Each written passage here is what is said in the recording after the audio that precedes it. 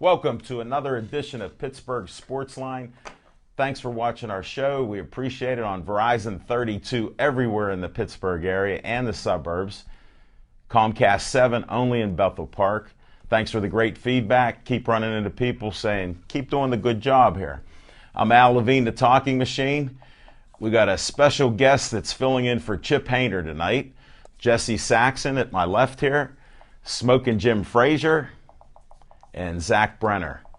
And we hit Zach, I got to tell Jim J right off the bat, we hit a world record, new high. We jumped up listen to this, 3,687. We picked up 13 new people just after last night's show. Thanks, everybody. We appreciate the likes. And some of you people that are asking me for likes, when I send you a message that I sent you an invite like a year ago, 6 months ago, just like it and I'll like your page. That's how simple it is. And I appreciate the ones that have been kind enough to do that. Now we got a lot of sports talk here to speak about this evening. Can't wait to do that. Thanks for Dave Cable and everything he's done. We had a little discussion in the studio. I can't really repeat it, but I do want to have John the Tiger Kiger, who was featured with George the Ghost Garanci in the paper. I'm going to show you in a minute. So if you can pull up on this, this was in the Sunday Tribune Review. Thanks to Bethel Park for helping us. This was supposed to be just an article about public access TV, but somehow the talking machine kept talking, and we got like 4 paragraphs in there. So I appreciate it. Thanks to Tori Parrish, who's an award-winning writer. And I have a special thing I want to do for our cameraman, and he's the only one here tonight. This is a photo that I was going to highlight before, but we had a little discussion. I can't repeat any of that, so pull up very close so your mom can see you and your dad, please. Can we get closer on that? And that was the Tiger telling me he can't. All right, just do a little, not too close. Whoop, I can't do it. There he is. Whoop. Oh, that's John. That's George. There's George. And then all the way over here is my man right in the studio. Look at him. He's on that same camera. I got to change his name from Rookie of the Year to Prime Time. No. He's no prime time tonight. That's it. Zip. He's close to leaving the room here. Open that door and then walk out and see your mom tonight. Mary, you got him. I can't believe this happened. Sorry, Mary. You know what? We better start talking sports. Somebody gave Levine too much China gunpowder. No, matter of fact, only 5 cups today. I need my 7 more. I'm too strong. I don't know what happened. I didn't even get worked up yet. I just hate when I don't hear the truth. But anyhow, we're going to start with what's on our mind. And I got to ask Zach Brenner, what's on your mind? Well, Al Levine, the Talking Machine, what's on my mind? Yesterday, I got a phone call from Jimmy Lubash. He had about 30 loaves of bread that a local baker had given to him in a garbage bag, and he was just going to go down and pass it out to the homeless, just the bread itself. Well, me being the person that I am, I said, well, hold on a second. Let's do the icky shuffle and let's go get some cold cuts, So we went down, we shuffled down to Giant Eagle, and we got some Isley's chipped ham, and we made about 30 sandwiches and went down underneath the 10th Street Bridge, and yesterday we passed them out to all the homeless folks downtown. So that's I finally got a day off in 4 months, and that's one of the things we do at Brenner Contracting. We went down and me and Jimmy Lubash on that little towel that Al Levine always holds up. Team Lubash, that's the... Here's the other half of the Brenner Contracting towel. It's famous there. It's starting to wear out, smokes. This looks like Jim Frazier's do-rag. We need some Tide, Levine, upon further review. I did put the Tide. It's starting to get stained from passing it around to you. You got those working till 7 o'clock hands, and I can't get that clean. Hey, I got here at 6 o'clock tonight, and Jim Frazier even beat me here. But what's really on my mind, besides giving back to the city that I love and call home for 30 years, is... What city is it? For the first time since 2007, we have all 4 teams from the WPIL will be represented in Hershey playing for state championships, and those would be the Pine Richland, Central Valley, South Fayette, with a quarterback that Jim Frazier is becoming quite enamored with, and the Bears. from Clayton, the city of Ah, prayer. Bears. We'll be going. And a fact a lot of you don't know is this season has been a historic one for the Clayton Bears. In all of football, the Clayton Bears are number 2 all time in scoring. So I don't know if you know that they're going for number 1. We do now. They're going for number 1, but they're number 2 all time in the record books when it comes to scoring and offense. And if you're wondering how I got this cut above my eyes, folks, I was sparring today, and a kid caught me, so I got a little cut on the sparring today for the Amish assassin. So that's just a little bit of what's on my mind. Stay tuned for the rest. It's going to be a great show. Well, we got a lot of subjects. Thanks, Z. And I was going to question you about what happened there because Smoking Jim notices the eyebrows. That's one of the things he notices, especially with women. I better not say any more. He said a couple things last night. I'm just out of control with it.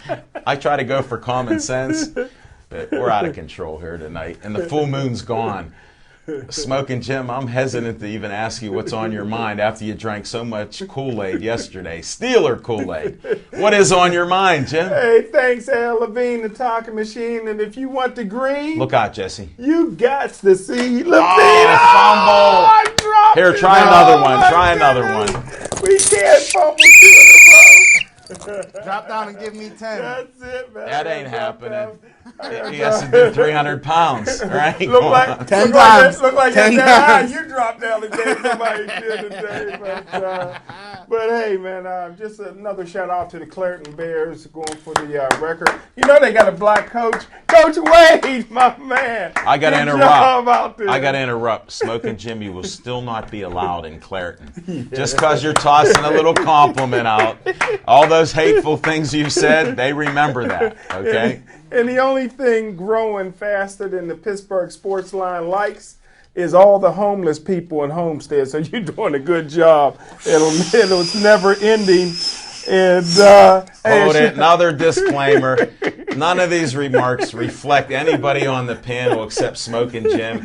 And we love every community that's out there because we have friends and fans in every community here, Smoking Jim. So try not to antagonize certain communities. And we don't want to hear about God's country only anymore. like the Homestead Graves Bridge. But hey, a shout out to Devin Shea and Prime Time is in the house. But what's on my mind, of course, I always got to start off with the genius, Bruce Arians.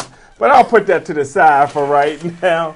But what's on my mind is Marvin Lewis. The Oreo cookie, black on the outside, white on the inside. But I will give him credit. He did call Johnny Manziel a midget today. So I kind of like that. Marvin Lewis gets a little points from me. But Johnny Manziel is going to put it on Cincinnati this week. He got the starting job. He's 3-0. Hey, a little shout out. Cam Newton, please get healthy. 3 broken bones in his back, but he is responsive in the hospital. He's human after all. He's human after all. Hey, on Mike and Mike, I got to correct from one journalist to another. Mike and Mike, Mike Ditka, NFL Network. Everybody's making a mistake. Everybody's on the Rams' bandwagon, although Bruce Arians will put a stop to all of that coming soon. But they said that it's the first time since 1945 that an NFL team won back-to-back games with shutouts. But if you turn the pages back to 1976, they did it twice in the same season. One time they won 3 games in a row on shutouts, and then later on in the season won back-to-back games. So get your statistics right. Who won the games? The Steelers. Was Right, it Mike you didn't Ditka? say that, yes. Was it Mike Of course. Ditka or was it Mike and Mike in the morning? Because that's Both. It's Both. 3 Both. different guys. He was a guest on there, and NFL Network. Everybody's making the same mistake. Smoking Jim, I'm glad you were able to watch something besides films. Thanks, but this is what's really on my mind. What? So I can stretch it out. But what's on my mind is in 2014, the #1 conference in all of college football, this is voted on by the experts, was the Big 12. Even ahead of the SEC. It's the toughest conference in all of football this year. TCU and Baylor are 2 of the top 4 teams in the country. No question about it. TCU only loss was to Baylor, who was in the top 5 at the same time. These guys aren't in. How can Ohio State, who got beat at home by Virginia Tech, playing with a third-string quarterback, get in? I can tell you why. Because Nick Saban, who runs college football along with the SEC in Alabama, he's been crying all offseason that he's afraid that they ought to change the rules about the spread offense and the no-huddle offense. So they give him a team that's tailor-made in his wheelhouse, so to speak, Ohio State. He's going to beat them to death.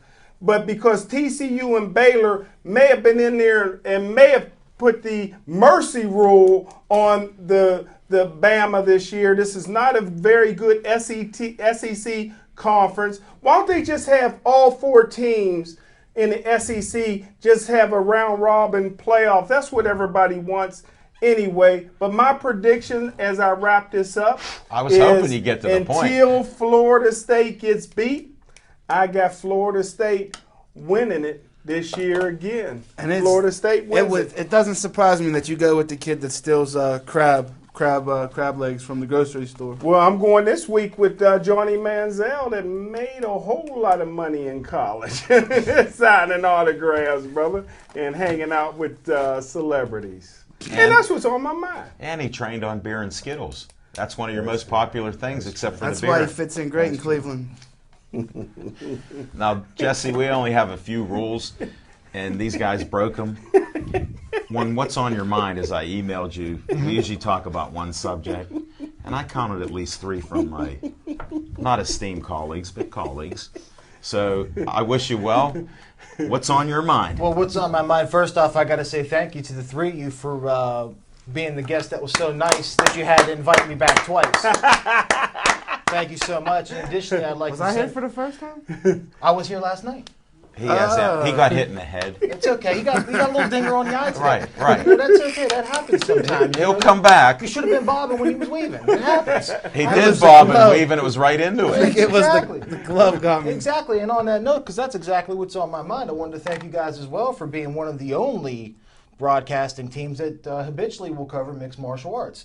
It's on my mind that a lot of the major media outlets do not cover mixed martial arts that well. It's still seen as being a human cockfighting sport or something that Senator John McCain deemed to be nasty and gross in the early to mid-'90s when it was starting to break out. And as of late, it's really starting to take a turn and to be more palatable to the masses.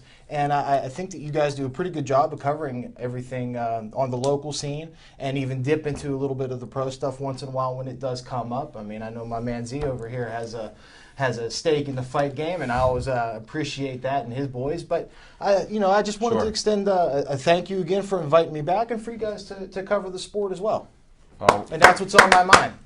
We appreciate that. We got to have him back. We got to have him back. I knew that would happen because you got one of the best schmoozers in the business, Smoking Jim, and he thinks you have nice. No, he doesn't think your eyebrows are nice, but he may compliment you. He just didn't understand what palatable meant, so he's going to ask me later on.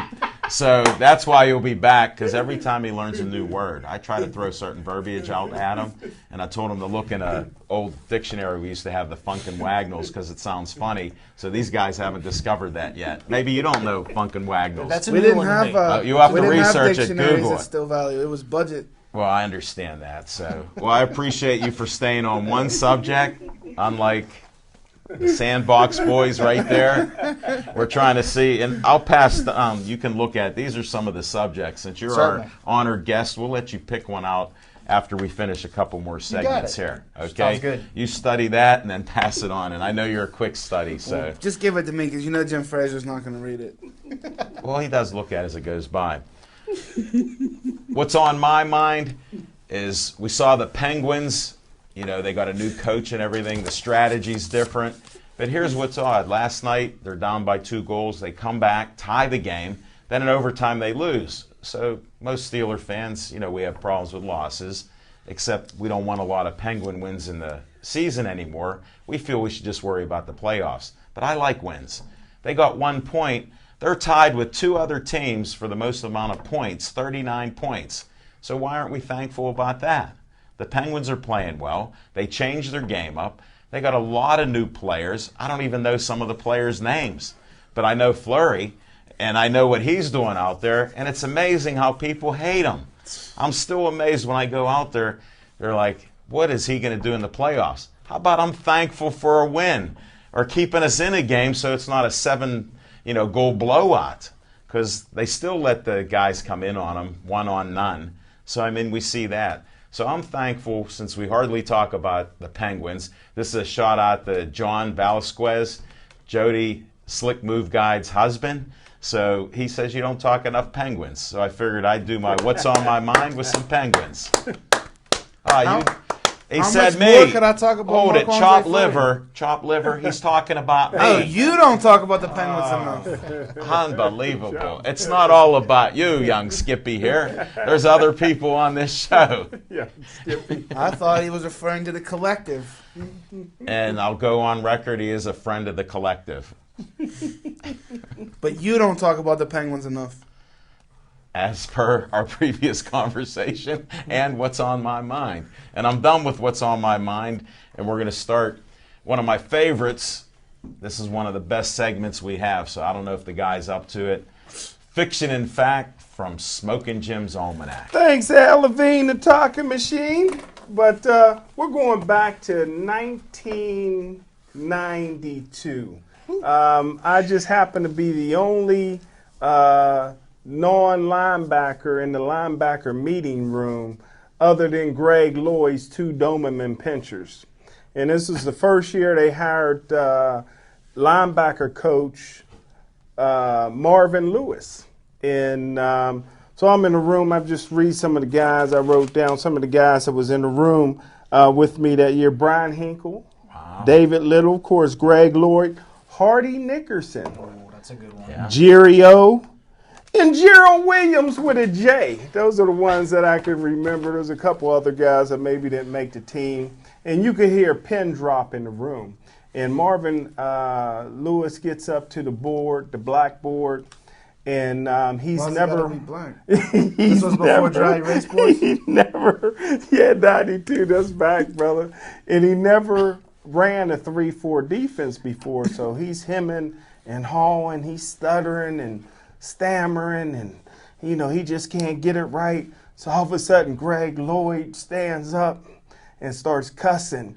Sit your blankety blank down. Sit the blankety blank down, and you might learn something. Greg Lloyd went up and explained everything, and only laughter you could hear in the room was in the back of the room. I was cracking up. I couldn't stop laughing. And that's what's on my mind. Congratulations again, Marvin Lewis. You're going to get beat this week by Johnny. And again, another disclaimer. We've heard this. I've heard it over the last 3 years. Zach's only heard it a year and a half.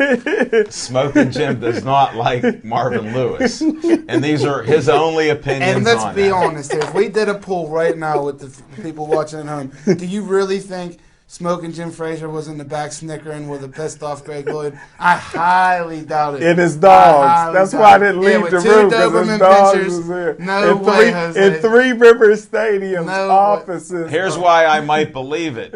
He was a power lifter back then, and Greg Lloyd just spit on everybody. So he knows what it's like to get spit on by Greg Lloyd and swear, upon. So that's why he stayed. And the meeting only lasted 5 minutes. He has a duration and a withdrawal to do it. All I know is if you can go 11 years without winning a playoff game and you're still the head coach, Cincinnati must got the best affirmative action laws in the country. Smokin' Jim, I got to keep arguing. I'm moving. I got to keep arguing with you. Here's what it happens. Like, I don't know how you do it, but you got every lady that comes on our show, they love you.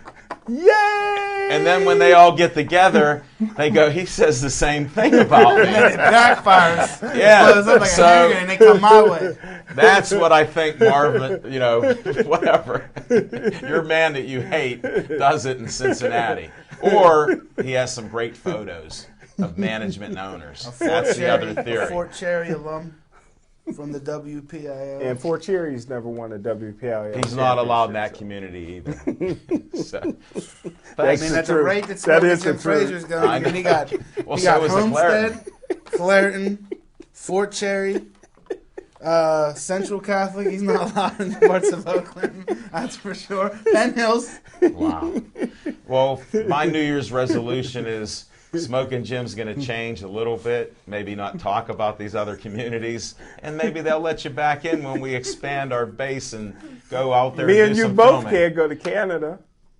No, we're allowed now. They actually I have like a me. They passport. like the Pittsburgh Sportsline. I think I'm the only person at the desk with a passport. You got a passport? Yes, sir. All right, well, we got two guys. We're out of here. We're ready to go. We're We'll going take to it Russia. international.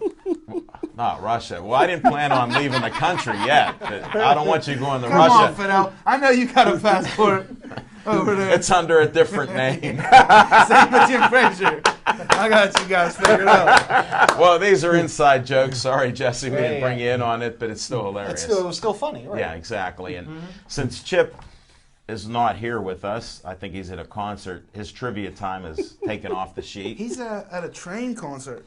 Well, I You didn't know really Train follow. Smoking Jim? I didn't really follow, but that was a moment for him. Now, Zach, we're going to go to your Z time there, so I hope it's a different subject or not expanding on the other subjects, all 6 of them that you brought up, including going to Russia now. Well, you know, if brutal Brendan Baird takes a fight over in Russia, we're going to Mother Russia. Can we drive there? No, we're not going to be able to drive with him. We're going to have to fly. Are you serious? Unless you want to take, I thought unless it you want to take a freezes. U-boat across the pond, Pops. No, I don't know if you know, but the Bering Strait, some people say they could see Russia from there, and it used to freeze up. Oh, you want a snowmobile across? Yeah, so we Okay. could possibly do that. So All you right, I gotta- like your style, Jacques Cousteau. there you go. It'll Strap be a above saddle on water. a polar bear and just You can drive see it Russia over. from Alaska, I think. Well, somebody said that. Somebody We're not said talking you politics. That'll be on our political I think that was Pittsburgh Sarah Palin. Sportsline. We didn't hear That that, was Sarah but Palin. we It'll be didn't. on a tape delay. Yeah. Matter of fact, they're hearing us right now, so we're live. Keep smiling. Zach, what do you have, buddy? Well, on Z Time, LeBron James and company, Derrick Rose out in Chicago, decided to wear an I Can't Breathe T-shirt in warm-ups before the game, subsequently violating the CBA with the NBA because you're not allowed to wear anything other than Adidas during warm-ups. So You're they- exactly right. It's about time that I've taught people about CBAs. So forget about the collective bargaining agreement, Lamine. So just the fact that a What? few of these guys that decided to wear these shirts and show support for the gentleman from New York City didn't do so good in their games. The only one of the 5 stars that did good was LeBron James. But I'll give you guys a little tidbit on what LeBron James screwed up. I didn't know this. There's a rule with the royal family who's visiting. The 2 top people in the royal family are visiting. The prince and his wife are visiting. You're not allowed to touch them. It's a rule. You're not allowed to touch them. Well, what does LeBron James do? He's in a photo with Kate, and he goes like this and puts his arm around her. Really? Well, I mean, that's a flag, Levine. And apparently, we had a fight in this country to break away from the king and the queen, but they're upset now that LeBron James put his hand around the prince's dame in a picture while he was handing him a LeBron James jersey. Well, I think LeBron James just needed to exercise his title as being King James. And that's what they're saying on this side of the pond. That's what they're saying. Like, he's royalty on this side, but you come to America. Yeah, but I want to interrupt you on that. With the Constitution, we will have no kings, queens, or any royalty. So actually, he's not an American now if he thinks that. And anybody that wants to follow him, you're breaking the Constitution. That's not a CBA, but go read that. That's why they broke away and had this revolution. There will be no royalty So or what's going to anybody happen that's now like that he royalty. touched the queen or whatever, the princess? He might be banned from ever going to England. When the NBA expands to England, Well, here now let me get you up to speed. So now let's fast forward during the game. The Prince of England was photographed touching Dikembe Mutombo, whom he was sitting next to. So it was like it's like a catch-22. Like LeBron James isn't allowed to take a picture with his arm, but you're allowed to be touching Dikembe Mutombo. So it's like a double standard. I don't know if people understand, but there's other like protocols and stuff in other countries out of respect. Now we think everything's stupid because we're ugly Americans, so that we're actually naive and stupid about it. So you should find out about these other countries. But what Read I'm a confused little. about is if there's a rule that you can't touch The Duchess, I believe, is her official title. Yeah. Yes. And Dikembe Mutombo was there when LeBron James was going reach. Where was Dikembe Mutombo reaching out going, just like in the commercial. Should have been there. Before That the is game, brilliant. It would have been a good play. Dikembe Yeah. wasn't He missed there. out. He Yep. missed out on his CBA. Well, he may not have been as quick as he should have been. Not as Some of them quick were a as this little guy. slower. He's a step slow. Exactly. And see, if it was Al Levine, the talking machine, he'd have just point. Exactly. Exactly. Signature move. You I got like that. it. Just like these three to my left.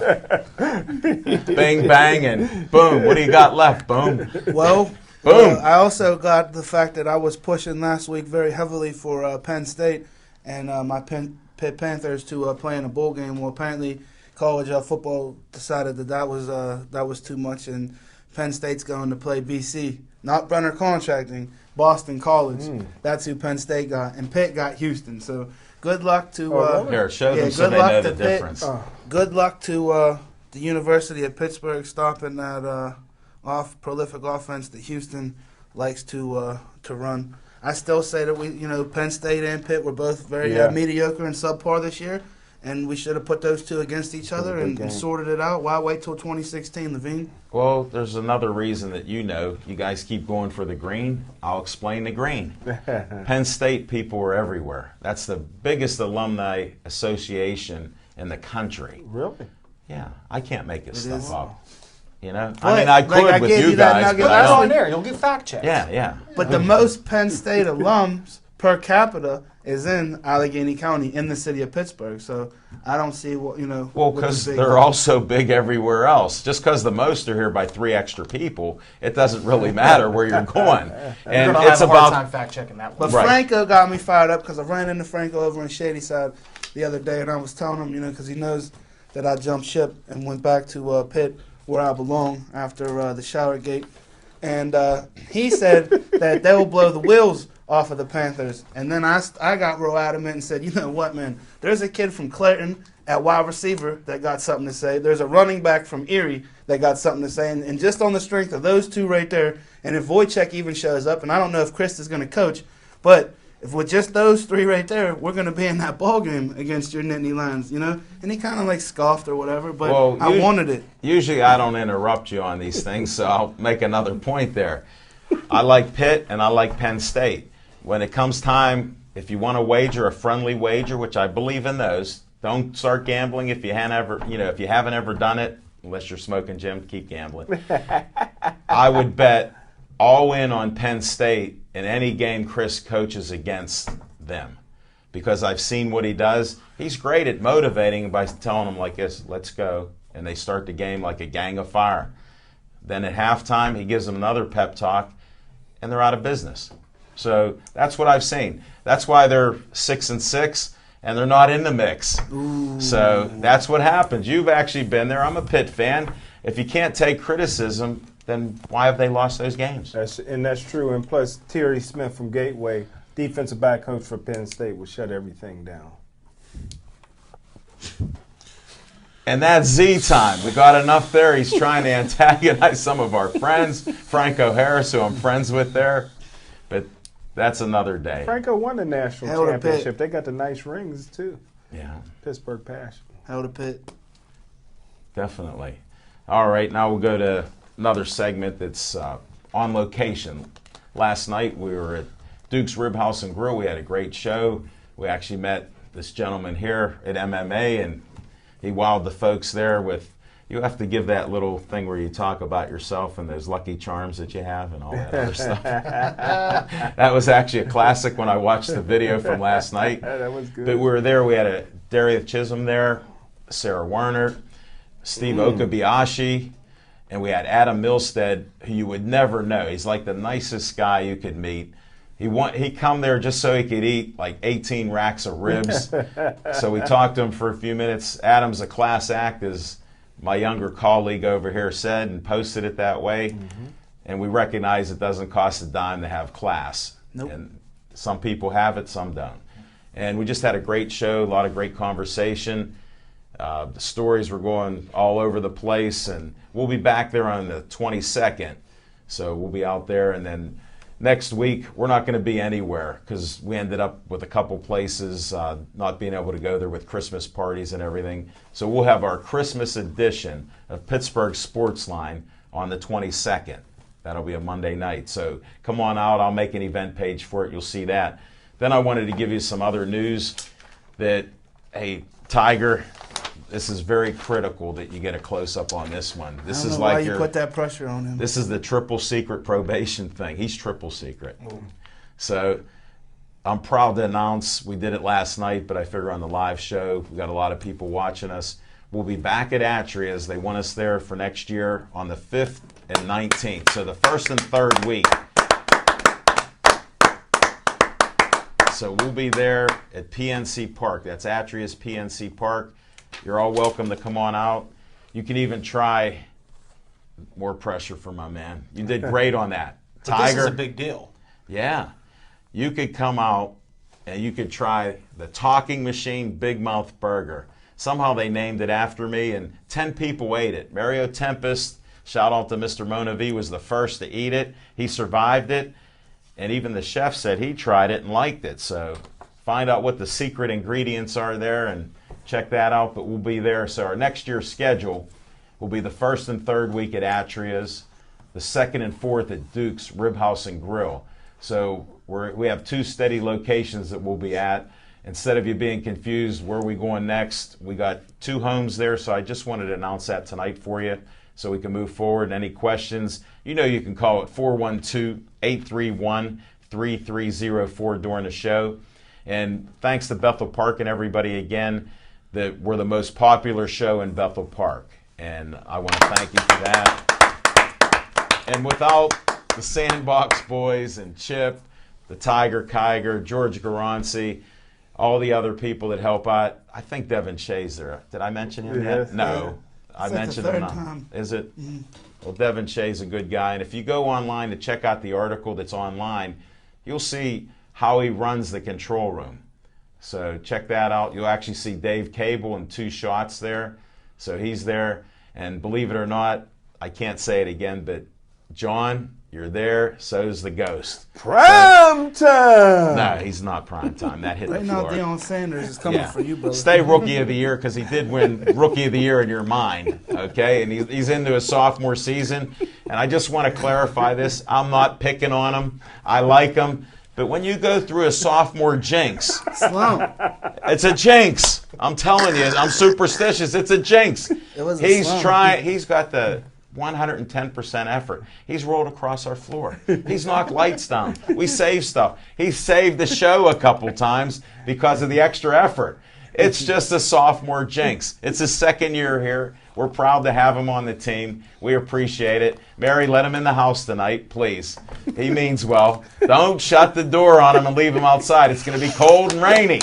All right? That's it for my rant on it. Thanks for taking it. This is right on me. He's doing perfect tonight. Look, it's framed. I can see that. Perfect. Look, there's enough room above your head also. He took it away. Wow. That was the halo you saw. All right, give that sheet of paper down here. We're going to let our guest here, Smoking Jim didn't look at it. I'm pretty sure that he's going to go with... what are you thinking? Write it down. Write it down on what you think he's going. It's a 3-letter word.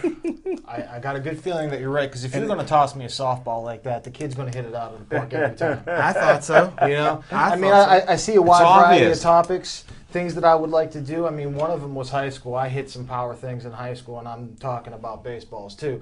Over the fence every time. You're going to have we'll to have to have you back. We're going to have to fact check that one, too. But because baseball, how big was the field, though? Was it 205 feet? It was a long time ago. It was 205 in Little League. We were still measuring in metric at that point. We didn't quite get away from the king and queen. Bring it right back around. All right, pick one there, Rookie. All right, so I'm going to go with this list. I'm looking and I see the MMA on here, and me being a residential MMA guy and a Brazilian Jiu-Jitsu guy. Like I said, if you're going to give me that softball, I'm going to hit it out of the park every time. So that's a subject I'm going to go with. Well, for good people, I always like to throw a couple softballs at them, because if they miss that, then I know they're a little weak. Right. And you hit that one out of the ballpark. It's out of there. It's gone. It's in South Park at this point. I get the assist. Well, that was a no-brainer. And you got hit in the head. You got some damage here tonight. Whether it was self-induced or not, I don't know. We'll talk That later. jiu-jitsu will help. Well, talk to my man. We'll try to work something out right here on this. We can do it. We got to let him talk. All right, Tell let's us do a little bit about Brazilian Jiu-Jitsu. Well, Brazilian Jiu-Jitsu is a tried and true martial art. It has its roots in Japan with traditional Jiu-Jitsu, but where the Brazilian flavor kind of comes in was a little bit after the turn of the century when a Japanese Jiu-Jitsu guy came to Brazil. He Which century? the 1900s. Okay. Yeah, I believe somewhere around 1910. Only reason I ask is a lot of guys like Zach and yourself are much younger than that. So You're right. And we're in the 2000s, and we do have some young viewers out there too. Well, and like And guy right there. yeah. Well, like I said, somewhere around 1910, a Japanese immigrant came to Brazil. Long story short, he ended up teaching the prestigious Gracie family Jiu-Jitsu. And it became Brazilian Jiu-Jitsu because of the smallest and weakest brother, Helio Gracie, was not able to compete against larger frame guys. So he developed a Brazilian Jiu-Jitsu to be able to defeat larger opponents. It was just a different flavor, different style. YouTuber Gracie. You know, And I have yeah. watched a few in the past, and now to meet you I had a- talking about Brazilian Jiu-Jitsu, I thought is awesome. I had, So- I had a Thank you. slingshot for that. I would have to. You better hit me. But I would say though the reason why Don't miss. Don't miss. Brazilian Jiu-Jitsu is far superior to Japanese Jiu-Jitsu is that some of these specimens coming out of Brazil, like the strength of their lower body and their legs, is like very pivotal and crucial to Jiu-Jitsu. Like it's about positioning. When you say it's about positioning, it's about leverage. Right.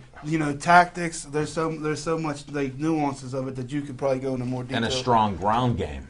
Well, yeah. Yeah. You Well, know. it is an emphasis on ground fighting. And when I say fighting, I do mean grappling and not strikes or kicks or knees. But yeah, the Brazilian side of it is more focused on being able to fight off of your back and not necessarily on your side, where if you would think of maybe like a high school or a collegiate wrestling where you're kind of squatted and wrestling around, it does have a lot of that, and it does start standing up. But the point of it is to get your guy, grab him with some sort of takedown, and then... It's all about leverage then? Yeah, leverage is a very big part of it. And just to get the win, we say it's a win on purpose. A knockout's a win on accident. I mean, certainly you're doing your training and trying, but you don't know which punch is going to be the one. Whereas some sort of a submission is something on purpose that I thought out down the line. Sort of it gets an analogy to human chess almost. They say Sure. Brazil got the most beautiful women in the world, too. How are their eyebrows? Aside from the women, no, let's not get away from it though. Because No, we're in the Brazilian Jiu-Jitsu. and this is where I liked your point earlier at the beginning of the show. I think the reason why MMA is making a comeback is because it is viewed as a very barbaric. It's been often criticized as bloody. Because some of the early things were, I don't think the competition was as up to snuff as it is now. Now you got all these guys, man, with all these different techniques and styles, and it's not there's good knockouts, but now you're seeing a lot more. There's ground and pound. There's a lot more on the ground. There's takedowns. You said there's submissions. There's so many more elements to it now, where it's becoming more well-rounded than just the two guys, bashing each other in, more so than boxing. Right, and what makes it a little more palatable, Again. there it is. 2 times it. Well, I like it's because it is kind of getting a little bit more refined. Whereas before, the term mixed martial arts was taking a martial art and mixing it in with another one to see which would prevail. And over time, it's now developed into a word of its own, or a phrase of its own, where it's blending various styles of martial arts, where you're seeing the stand-up sides of kickboxing or Thai boxing. What's becoming ubiquitous for MMA. Yeah. And that's what happens when you make it a part of our normal sports that we watch. In layman's, for the sandbox. In layman's terms, it's like saying Kleenex. You go in a store and there's 80 varieties of Kleenex. That's ubiquitous. Okay? You can switch them in and out. Like say you're swapping out something, whatever work you're doing in a contractor's business. You might call it something, but it's the same thing for 3 different products. Okay. Just so you know. And Smoking Jim, I can't even explain it. But as you can attest to, there isn't one style that reigns supreme over all the others. Like, it just depends on the fighter and how it's applied. Because in my opinion, any given Sunday in football, or anytime you get into the octagon or the cage or in the ring, it's a, you know, the outcome is not predetermined. You know, even the most underdog, you know, could do something amazing and win in the cage. Well, they can make a bad move and put themselves right into jeopardy, which we've seen. You know, Right. when we were with you at the Pinnacle. Let's And talk then about Jericho. shout out, yeah, but before we go there, shout out to Robert Joseph and Gladiators of the Cage. They had a great card, Yeah. but some people got beat. Some were getting knocked out and submitted in 26 seconds and things, you know. So it's amazing things that can happen when you have two equal opponents, let alone a very big underdog, too. Well, in mixed martial arts, there's a phrase that styles make fights. And while you do try to be a complete martial artist, of someone who's able to have excellent boxing and excellent stand-up, or maybe you're a standout collegiate wrestler, Division I champion, and your strength is being able to tackle somebody, put them on the ground, and just kind of punch them a little bit on the ground for 15 minutes and get a decision win because I was able to dominate you. Right. Versus someone who maybe has excellent takedown defense and can stop that double leg takedown and keep it standing in boxing with you. That, you know, makes it sort of interesting if you have someone who's able to maybe snuff out someone else's style. And in mixed martial arts now, you're starting to see more well-rounded people where, like you mentioned, I mean, if you do make a mistake, there's another martial art to kind of fall back on that hopefully you're at least trained in somewhat. I mean, in mixed martial arts, you got to be so well-rounded. Well, we see it, to interrupt you, a lot of them, since I'm new to the game and I'm happy to promote it, and people like yourself, and we do a great job of doing it. Smoking Jim was sitting next to Jamie Chesney for a few minutes and found out from In Your Face MMA about some of the things she was saying. And she gave him a couple razor elbows so he'd stay away. So. But no, what I notice is a lot of these wrestlers do pretty well. Yeah, but wrestling translates very well because of the uniform. And the boxers, if they can keep them away from them, the boxing skills overwhelm some of these guys if they keep them up. Right. And you know yourself with training and wrestlers, they'll take a guy down and these boxers are in trouble because that saps your strength. I call it almost more than going out and swimming 20 laps. There's another example of Bill Hutchinson, where Bill Hutchinson is a prime time athlete in the boxing ring. Top level.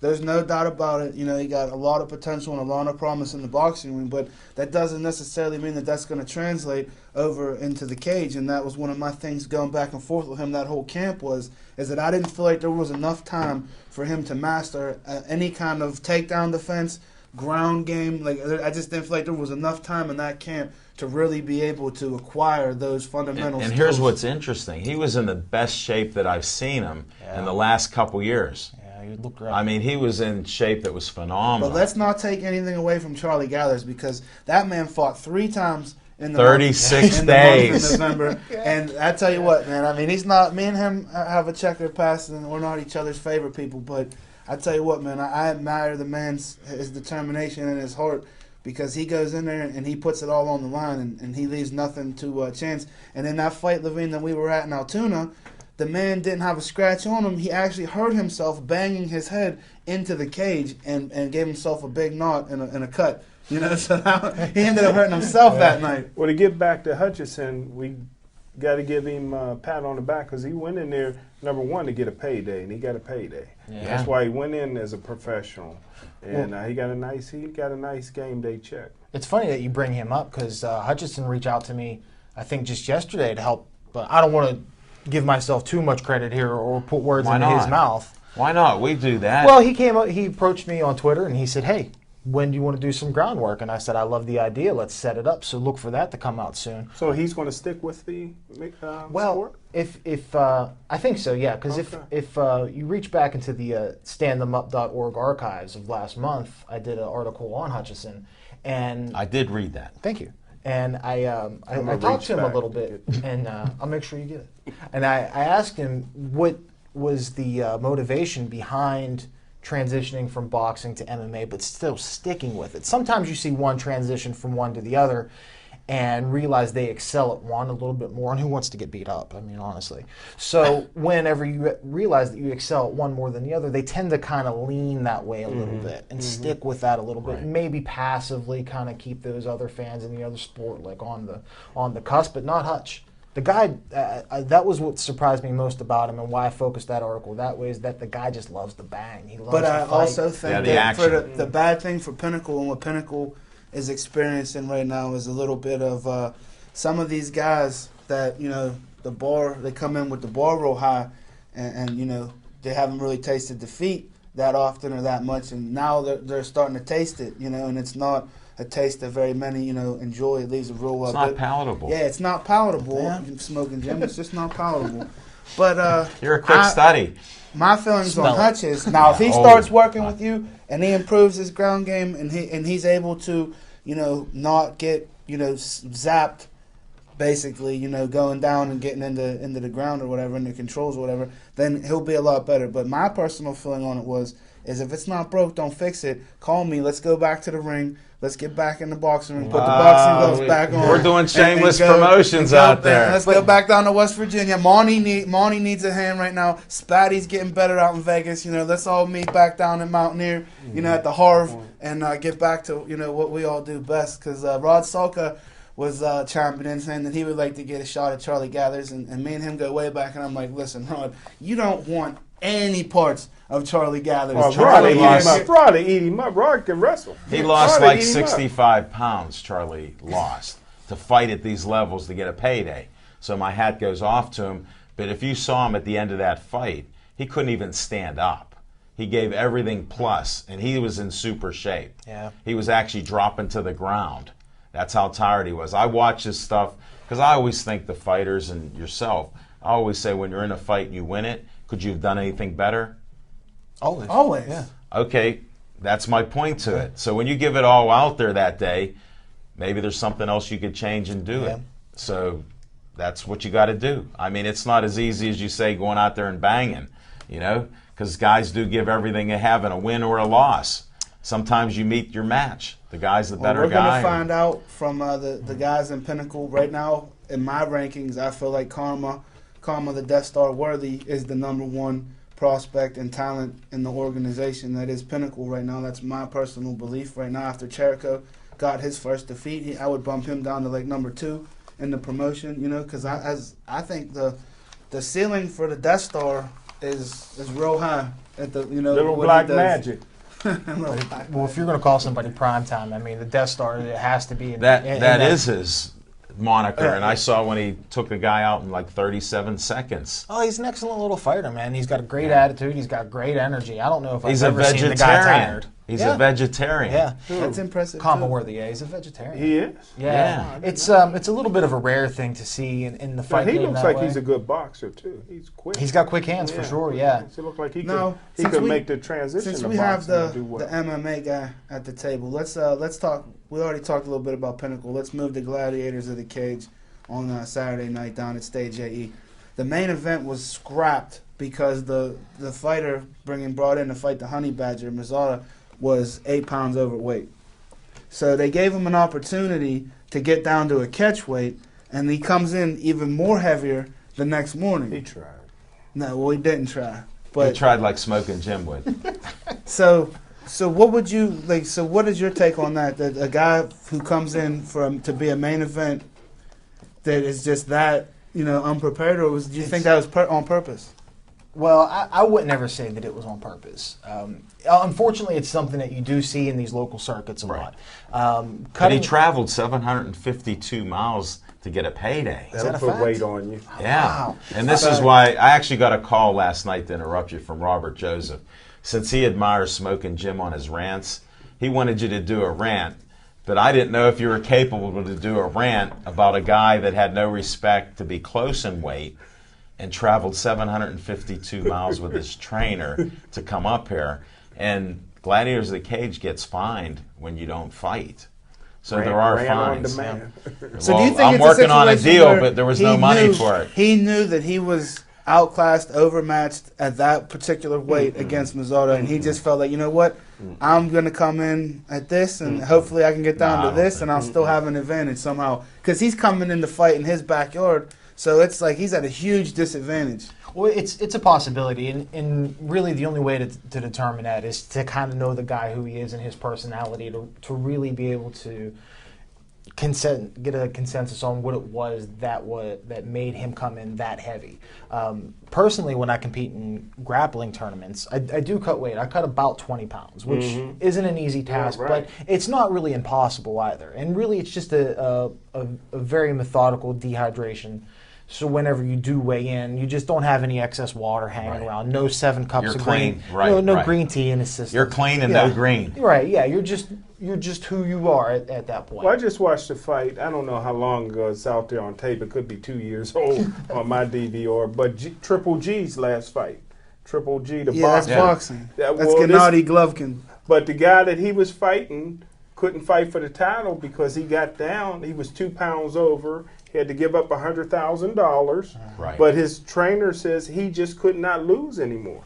He just could not lose. You do any hit more a wall weight. with that So stuff. maybe that's what happened with this. It isn't what happened because you can't get bigger the next day. To me, when I look at it as a person not into the fight game, I report on it and we do promote it. To me, there's certain things. You just say, I'm going home because you're not going to make it. Why go through all this and aggravate more people? Unless you've been concussed so many times that you don't understand. I feel bad for the promoters and the fighter, Dom, because he lost out on the payday and the promoters lost out on all. But as those the extra fight of the night ticket that you sales. missed, Mike Wilkins was unbelievable there. Yeah, he was. He took the guy out with, what was it?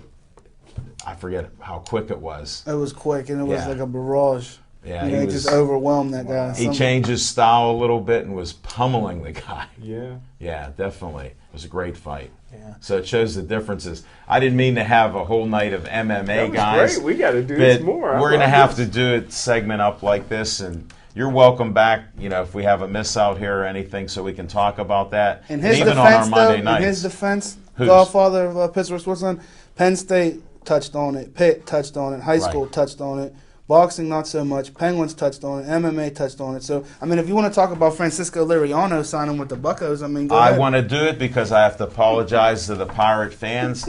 I thought there was no chance because I thought Frankie would take more money elsewhere. That couldn't have been the highest thing. $39 million for 3 years. So I mean that's a nice thing, and I'm glad Frankie's back. We got AJ back, and all the people that don't care about other pitchers only having so many pitches in their arm. We're going to win the World Series. So, is Sterling Marte still going to stick around? I mean, you got Jay Hay that could plug in pretty much anywhere. Jay Hay may be a one-hit wonder. When you see a player have a career year when he was just a utility player and not even that good at certain times, my hat goes off to him. If he does 2 years in a row, then somebody may be expendable. But I don't see it yet. One-hit wonders, we've seen him in all sports. And he had a great year. Should he have been MVP? Maybe. That was that great of a year. And you had Kutch that was up for MVP again. He outplayed him most of the year. So, are the Pirates, going above your expectation this offseason so far? Or Yes. do you think they should do more? Put it like this. Nutting, I'm not a fan of his, never have been. Yeah. But when a system works like this, they bought up everything they could in the minor leagues, got banned for doing what they're doing. They had to change the rules. Like the old-time Steelers, all you guys that loved the Steelers in the past, you couldn't head slap people till they were unconscious. You couldn't be Mel Blunt and throw them back in the backfield when they're on the line of scrimmage with you. So they changed the rules, loosened the game up. So they changed the rules for the Pirates, and now they're winning. So obviously they have a lot of players that can come up and step in. And if they need a few of these rent-a players, I'm all for rent-a players for 2-3 months of the season. And like Morneau, he had 9 home runs in 1 month. We gave up from him, didn't sign him again. He won the batting title. So my point was you have to have some common sense to this. A guy that's a good player. And he could have solidified first base, which was a giant hole. Now you know It where was I'm a going gaping at. wound. Now We you got a know where first I'm going baseman. at, but We we got a have first teams baseman. that aren't perfect. Look at the Who, Steelers. Pedro? Pedro's our first baseman. Well, what's Pedro exciting doesn't want to be on first base. What's exciting to me is growing up with the '90s Pirates. and seeing all that talent leave, and then the aftermath of all that, and just all those horrible years, and as a Pirate fan, I think a lot of us had that feeling of like, why don't we keep our talent? We are the farm team for the entire MLB. Exactly. You know? And to me, at least it's exciting to see us securing those people. And I'm obviously, I mean, it was kind of tough to keep our number one catcher behind the plate. I mean, I get it, and Russell Martin had to go, but there was no way from a My business standpoint. There was no way, Levine, from a business standpoint. Who was the first to say that when the season ended? He's a catcher. When the season ended, there's no way. I said there is no way, and I had arguments on the show and off the show that they should sign him no matter what. For more than 2 years. It's common sense. So you know the Blue Jays are going to end up hurting in that one. Well, it doesn't even matter. Who knows if they're paying him in Canadian money? I don't know. Well, he's working out with Canadian mixed martial artists now. That's something that I could put in there. I saw it. Really? Yeah. That's why we have you here. That's why we had to kick him out. That's why we got to kick him out. He's getting too many bench clearing balls now. Well, we got the Buccos real quick. Let's real quick touch with my Steelers that are going for they're my Steelers too. To be in the mix. They're my Steelers too. Well, I mean, you like the Pirates. So you can't. If you like the Pirates, you can't like the Steelers any more than me because you like the Pirates. I got to pull out the that card. Gives you a black eye. This is my show. That gives you a black eye. This is my show.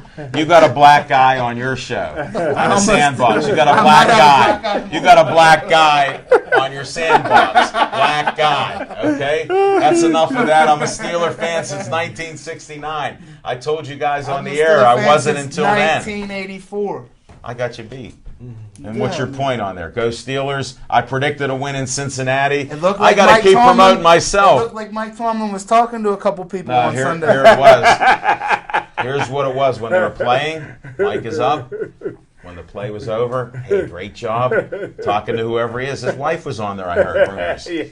So Kia was there with them. But it's odd to see that Mike. I know he's going to have to change it because we got a few games left, but we'll see. Can we beat a team that has a sub 500 record? That is the question. Not Atlanta. Well, you know why I think we have a lot of promise playing Atlanta? Because Julio Jones sustained a late injury in the game against the Packers at Green Bay. I called there's no Julio Jones.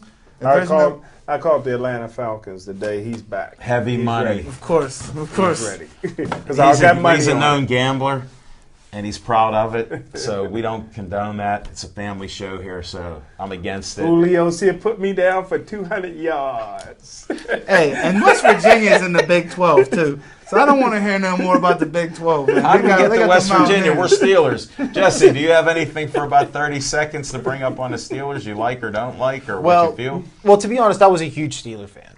And I kind of fell out of it a little bit when the NFL kind of made it a not as aggressive sport. I mean, obviously with my combat sport background, but I did grow up in southwestern PA. I did play high school sports. My cousin is a scout for the Washington Redskins. I'm a football family. I'm the black sheep of the family. I was trying to bring it out. But yeah, whenever the final straw that broke the camel's back, me being the camel, was only 5 guys per side on an onside kick, and then that's when I said, that's it, I'm done with the NFL. But I'm still a passing fan because I still live in southwestern PA. To me, I'll always be a Steeler fan. I just hate that the 3-4 defense is too aggressive to work. And well, you're bringing up some points we'd like to talk, but we're under a minute now. Can I get 10 seconds, boss? You got 10 seconds. I just want to give a shout out to the lovely Danielle Ohm for coming out last night and supporting me. Does she have nice eyebrows? Marcus Robinson. That's it. Your time's up. That was 12 seconds. Smoking Jim, you got an event. But I'm not going to say the event, but I know your cousin's probably mad because the Rams came out with all the people that they drafted because of the RG3 trade and made him captain. I know he's pissed. You got Smoking Jim. I appreciate you got the biggest event ever in the city, and you're not even mentioning about it. So I'm not mentioning it. I'm not even mentioning we're filming it because nobody knows about it here. Al Levine, the talking machine. I got Jesse Saxon here. Smoking Jim Frazier, Little Z promoting everything in the world, including his girlfriend. Have a nice night. Be safe out there. See ya.